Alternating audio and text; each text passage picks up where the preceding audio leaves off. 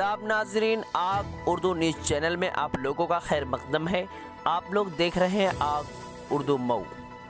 घोसी जिला मजिस्ट्रेट ज्ञान प्रकाश त्रिपाठी के हुक्म के मुताबिक 6 जनवरी से जिला के तमाम स्कूल, कॉलेज व मदारिस शदीद सर्दी को देखते हुए सुबह 10 बजे से दोपहर 2 बजे तक खुले रहेंगे।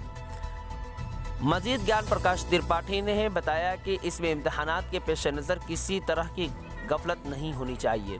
जिला मजिस्ट्रेट के हुक्म की तामील करते हुए शहर के तमाम तालीमी इदारे सुबह 10 बजे से खुले। वहीं आज घोसी में रोड पे सुबह बच्चों को स्कूल जाते हुए देखकर काफ़ी रौनक नज़र आई।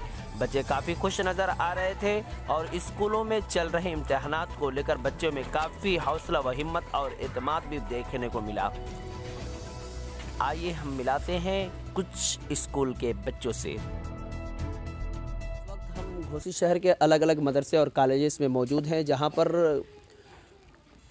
सख्त सर्दी को देखते हुए ज़िला मजिस्ट्रेट ज्ञान प्रकाश त्रिपाठी के हुक्म के मुताबिक तालीमी इदारे काफ़ी रोज़ों से बंद थे, लेकिन आज 6 जनवरी से खोल दिए गए हैं।